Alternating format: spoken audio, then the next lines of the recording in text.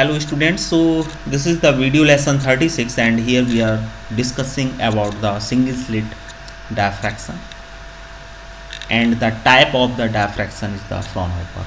Okay, so in the previous video lesson we discussed the figure and the resultant amplitude calculation.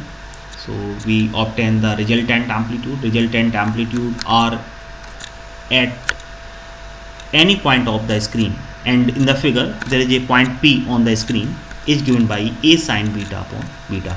Okay, so by the help of resultant amplitude we can obtain the resultant intensity by squaring it. Okay, so it is A square sin square beta upon beta square. Okay, so in last video lesson we discussed the position and condition for the minimum. Okay, so E sin theta is equal to plus minus n pi is the condition for minima on the screen. N is equal to 1, 2, 3, 4, 5. N is equal to 1 for first order, second order, third order. But n cannot have the value 0 because n is equal to 0 gives the central maximum. Okay, so in this way we can obtain the condition and position of the all minimas. Okay, now let's derivate the condition and position for the maxima on the screen, and in order to obtain the maxima let's differentiate this equation, intensity equation with the variable beta on the screen, because each point beta is fixed, but if you slide the point on the either side of the central maxima, beta will be changed. Okay, because theta will be changed. So by the differentiation of this equation we obtain a condition beta is equal to tan beta, and in order to obtain the point of intersection we obtain two equations from this single equation and we draw the equations.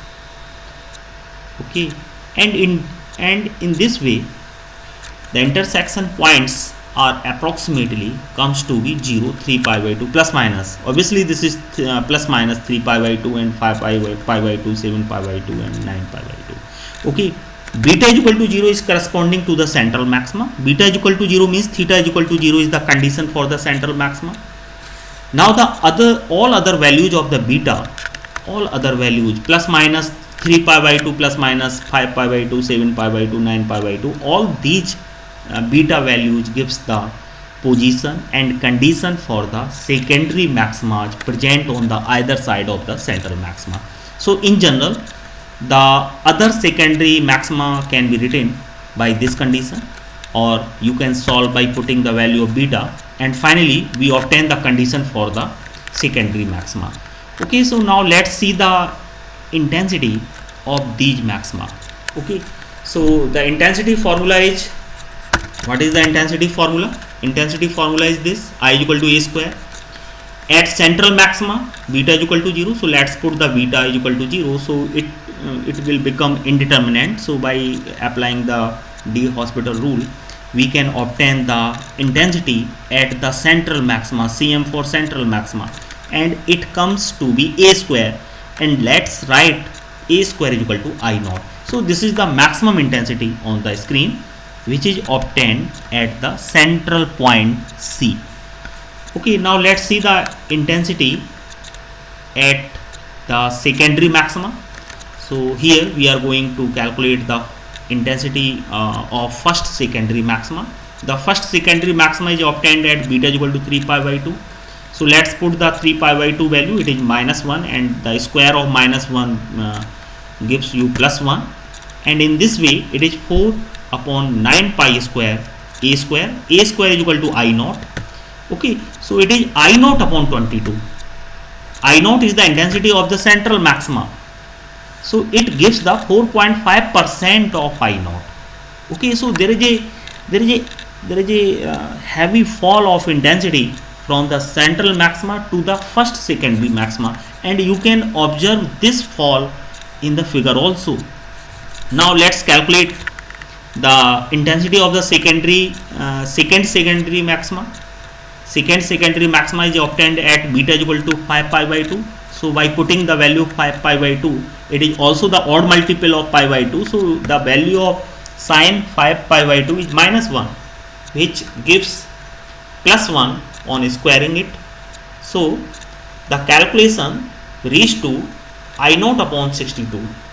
Okay, I naught is the intensity of the central maxima. So it is only 1.61% of the intensity of the central maxima.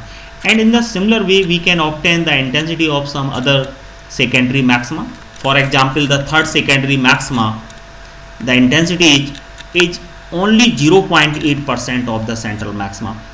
Okay, so the intensity of the secondary maxima is continuously falling as we move far from the central maxima. So the intensity ratios of the all maximas can be written in this way. Okay, so here this is the intensity distribution curve. So you can see that this is the central maxima. It is obtained at theta is equal to 0 value. Okay, and the intensity of the central maxima is here I naught. Here I naught, and this is the first secondary maxima. The calculated value of the first secondary maxima is I naught upon 22. Okay, here there is a second secondary maxima. The calculated of the second secondary maxima is I naught upon 62. It is something about 1.1% of the intensity of the central maxima. And this is here. This is the third secondary maxima, and third secondary maxima is only of 0.8% of the intensity of the central maxima. So you can see that the maximum light is present at the in front of the slit, that means at the central maxima. And as we move far from the central maxima, there is a heavy decrease in the intensity, and the intensity reduces almost zero from the central maxima. And that's why the bright bands of the diffraction,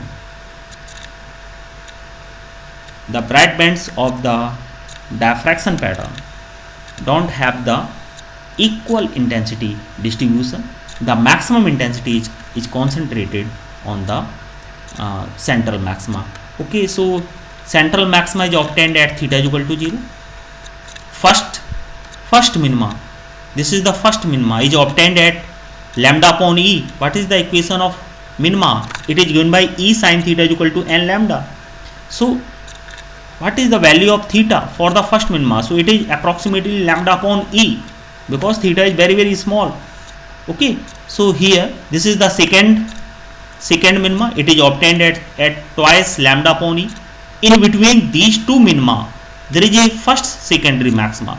So this is the point of the secondary maxima. The value of theta may be obtained from the equation of the secondary maxima, and the similar situation on the either side of the secondary either side of the central maxima. Okay, so this is the complete derivation for the diffraction pattern due to the single slit in diffraction mode.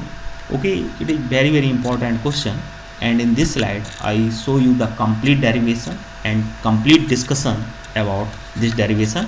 And this line is frequently asked in the question paper, that prove that the maximas of the single slit diffraction pattern are in the ratio 1 upon 9 pi square, ratio 1 upon 25 pi square, ratio 1 upon 49 pi square, like that. Okay, thank you.